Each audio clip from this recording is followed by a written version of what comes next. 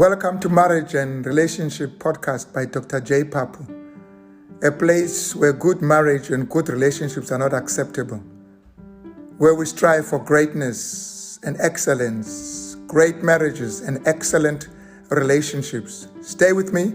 Who knows? Your relationship or marriage may just get the boost it needs. God bless you.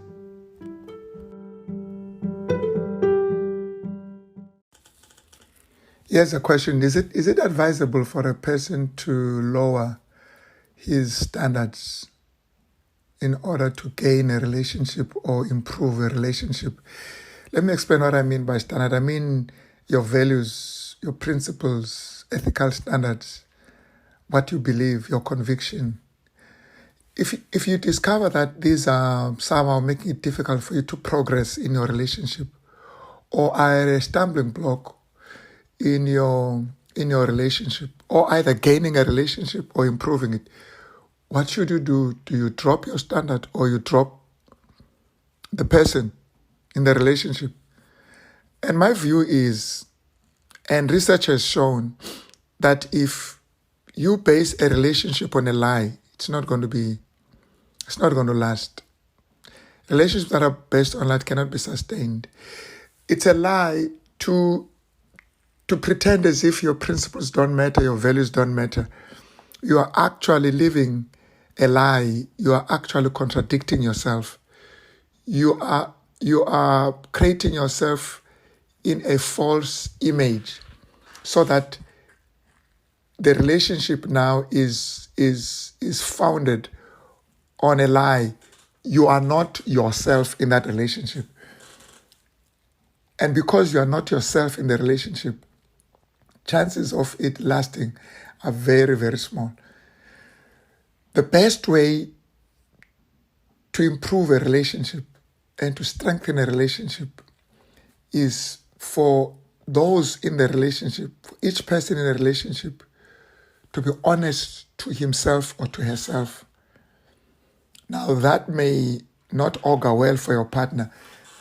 So the problem is not so much with your values. The problem has to do with the person who may not subscribe to your values. So what do you do then?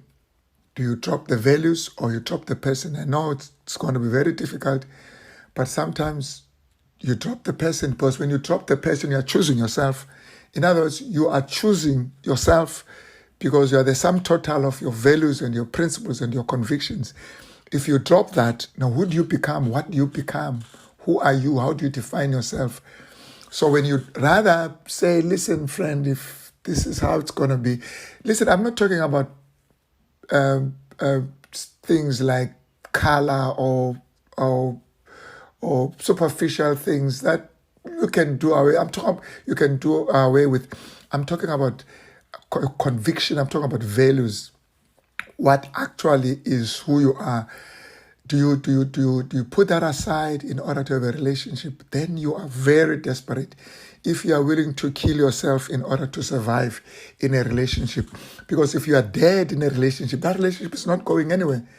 It's like the other person is in love with a corpse. That relationship is not going anywhere. You've got to be alive. But if being alive, if being alive is a threat to the livelihood, to the quality of the relationship, then the relationship must go. You can't die in order to sustain a relationship. So what am I trying to say? We need to know who we are, what we want, and we open our eyes and connect with people who have already chosen that path.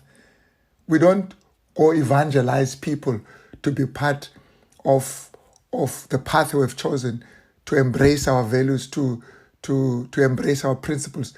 We look for people who have already embraced those principles, and then we can be on the same journey. The Bible is very clear. You are not going to go very far if you are not agreed. And to be agreed is, first of all, to be clear about what you want and what you are, what you believe in, what your convictions are, what you think about life, your philosophy and outlook in life, your own worldview. And when those things are very clear, then you use that as a barometer, as a way of checking who then can I walk with, who agrees with this. That's how friendship is formed. You don't just disappear in order to have friends. You appear And then as you appear, then you look for people who look like, who view life as you do. And that's the basis of friendship. Now, it's not friendship if one disappears in the relationship. That's not friendship. And you cannot be a friend to somebody if you are not a friend to who you are and a friend to yourself. So the more we improve our worldview, the more we improve our values, the better chances are of finding some people or someone who can share those, whether as a friend, ordinary friend, or even as a life partner. When we choose our life journey, chances are we will be able to have life partners. How does that sound? God bless you.